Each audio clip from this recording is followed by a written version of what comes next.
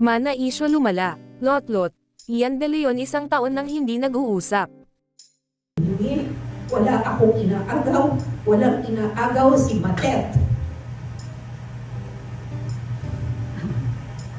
He can have it all. Hindi napigilan ng aktres na si Lotlot De Leon na mapaiyak dahil sa labis na emosyon na nararamdaman patungkol sa mga pahayag at kasinungalingan umano ng kapatid na si Ian De Leon sa national TV hinggil sa isyo ng mana ng mga naiwan ng kanilang ina na si Nora Honor.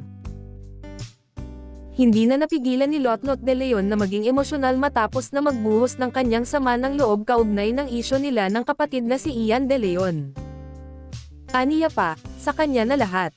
Wala akong hinihingi, wala kaming hinihingi, wala akong inaagaw, walang inaagaw si Matet. He can have it all. Binigyang diin ni Lotlot na hindi siya naghahabol sa anumang mana mula sa yumaong superstar. Wala akong hinahabol na mana.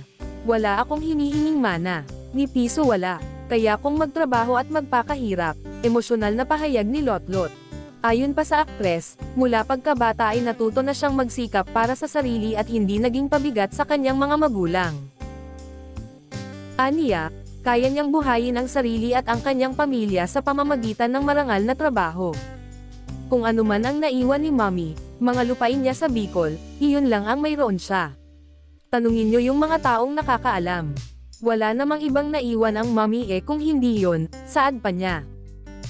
Inamin naman ni Lotlot na matapos may libing si Nora ay kinausap niya ng pribado ang kanyang kapatid na si Ian De Leon tungkol sa posibilidad na may bahagi ang ilang ari-arian ng kanilang ina sa iba pa nilang kapatid. Tinanong ko siya, Ian, are you willing to share the properties of Mommy with us? Tinanong ko yan without Matet, Kiko and Kenneth knowing. Why? Kasi naawa ako doon sa tatlo Hindi para sa akin kundi para doon sa tatlo kong kapatid dahil wala namang iniwan si Mommy sa kanila, ani Lotlot. Dagdag pa niya, matagal na nilang tinanggap na kung anuman ang may iwan ng kanilang ina ay mapupunta kay Ian. Tanggap naman namin na kung anong mayroon si Mommy, kay Ian yan. Walang nanghihingi niyan, walang nangaagaw at sinabi ko kay Ian, if you're willing to share the properties of Mommy with us, maraming salamat, kung hindi okay lang, walang problema. I just wanted to know if he would for the sake of the three. Samantala, inamin din ni Lotlot na isang taon na silang hindi nagkakausap ni Ian. Hindi ko siya nakausap isang taon na. Ian and I have not spoken in 1 year, ani Lotlot. Ayon sa aktres, marami na umanong masasakit na salita at paratang ang ibinato laban sa kanya at sa kanyang mga kapatid, kabilang na ang mga walang utang na loob, at suwail na anak. Gayunpaman, pinili niyang manahimik bilang respeto sa kanyang ina at sa kanilang amang si Christopher De Leon.